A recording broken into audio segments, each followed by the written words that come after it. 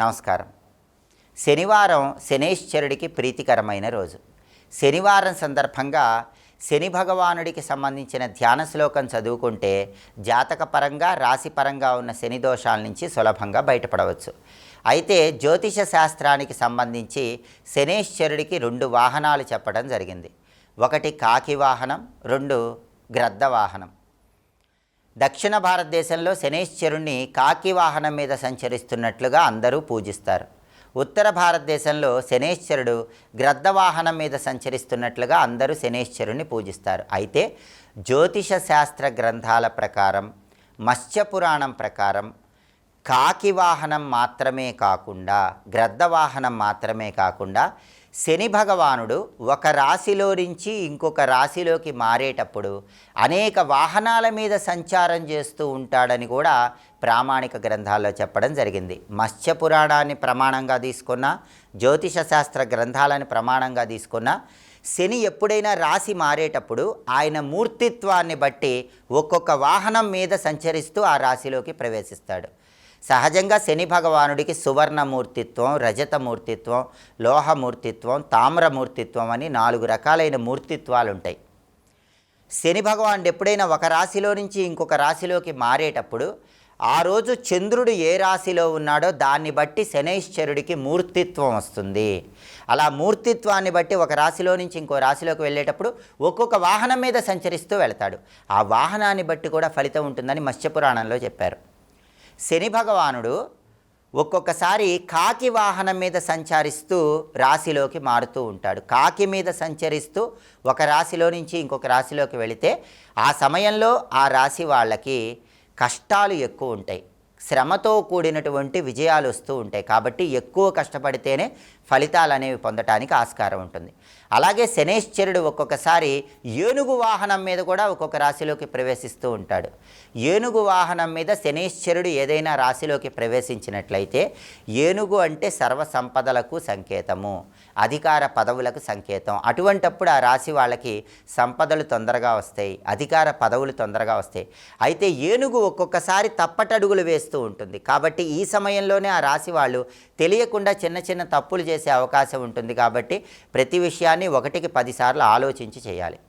అలాగే శనేశ్వరుడు ఒక్కొక్కసారి రాశి మారేటప్పుడు గార్ధబం మీద కూడా వస్తూ ఉంటాడు.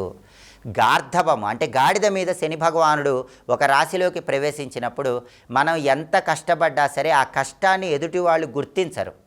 మనం ఎంత బాగా కష్టపడినా, ఎంత బాగా శ్రమ చేసినా రావలసినంత గుర్తింపు లభించదు. అటువంటప్పుడు సహనంతో ఎదురు చూడాలని మత్స్యపురాణంలో జ్యోతిష శాస్త్ర గ్రంథాల్లో చెప్పడం జరిగింది. అదేవిధంగా శని భగవానుడు ఒక్కొక్కసారి హంసవాహనం మీద కూడా ఒక్కొక్క రాశిలోకి ప్రవేశిస్తూ ఉంటాడు. హంసవాహనం మీద ప్రవేశించడం చాలా యోగం. హంసవాహనం మీద ఒక రాశిలోకి శనేశ్వరుడు వచ్చినప్పుడు చాలా తొందరగా ధనపరమైనటువంటి ప్రయోజనాలు చేకూరతాయి, కష్టానికి తగిన ప్రతిఫలం లభిస్తుంది, సమాజంలో కీర్తి ప్రతిష్టలు చేకూరతాయి. అలాగే ఒక్కొక్కసారి శని భగవానుడు రాశి మారేటప్పుడు గుర్రం మీద కూడా వస్తాడు. అశ్వం మీద సంచరిస్తూ ఒక రాశిలో నుంచి ఇంకో రాశిలోకి ప్రవేశిస్తాడు. అశ్వం మీద సంచరిస్తూ రాశి సంచారంలో మార్పు జరిగినప్పుడు చాలా తొందరగా జీవితంలో ఉన్నత శిఖరాలు అధిరోహించడానికి ఆస్కారం ఉంటుంది.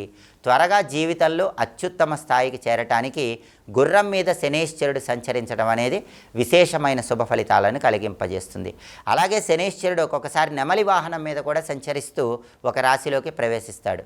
దానివల్ల కూడా విశేషమైన శుభ ఫలితాలు చేకూరుతాయని మత్స్యపురాణంలో జ్యోతిష శాస్త్ర గ్రంథాల్లో చెప్పడం జరిగింది. ఎప్పుడైనా సరే శని భగవానుడి రాశి సంచారం మారినప్పుడు శని భగవానుడికి ఏ మూర్తిత్వం వచ్చిందో తెలుసుకోవాలి.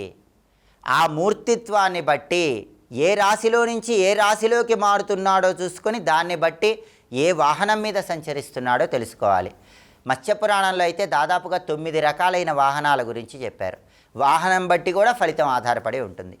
అయితే శని భగవానుడు ఒక్కొక్క వాహనం మీద వచ్చినప్పుడు చెడు ఫలితాలు ఉంటాయి, ఒక్కొక్క వాహనం మీద వచ్చినప్పుడు మంచి ఫలితాలు ఉంటాయి.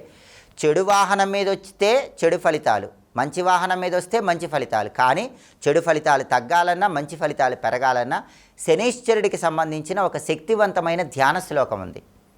ఆ ధ్యాన శ్లోకాన్ని శనివారాలు చదువుకుంటూ ఉంటే శని ఏ వాహనం మీద మన రాశిలోకి వచ్చినా సరే సంపూర్ణంగా అనుకూల ఫలితాలే కలుగుతాయని ప్రామాణిక మంత్రశాస్త్ర గ్రంథాల్లో చెప్పారు. ఆ శక్తివంతమైన శ్లోకం ఏంటో ఇప్పుడు మనం చూద్దాం. శన్యారిష్టేతు సంప్రాప్తే శని పూజాంచ కారయేత్ శనిధ్యానం ప్రవక్ష్యామి ప్రాణిపీడోపశాంతయే. ఇది శ్లోకం. ఈ శ్లోకం చదువుకుంటే శని సంబంధమైనటువంటి అరిష్టాలన్నీ కూడా తొలగిపోతాయి. శని భగవానుడి పూజల వల్ల అద్భుతమైన ఫలితాలు కలుగుతాయి. శనిని నేను ధ్యానిస్తున్నాను, పీడలన్నీ తొలగిపోవాలని ప్రార్థించడమే ఈ శ్లోకంలో ఉన్న అంతరార్థం. కాబట్టి శని భగవానుడు ఏ వాహనం మీద రాశిలోకి వచ్చినా సరే అనుకూల ఫలితాలు పెరగాలన్నా, ప్రతికూల ఫలితాలు తగ్గాలన్నా శని భగవానుడికి సంబంధించిన ఏ ధ్యాన శ్లోకం చదువుకోవాలి ఇంకొకసారి చూద్దాము. మరి శన్యారిష్టేతు సంప్రాప్తే శని పూజాంచ కారయేత్ శనిధ్యానం ప్రవక్ష్యామి ప్రాణిపీడోపశాంతయే. శ్లోకం చదువుకోండి, సమస్త శుభ ఫలితాలు సిద్ధింపజేసుకోండి. స్వస్తి.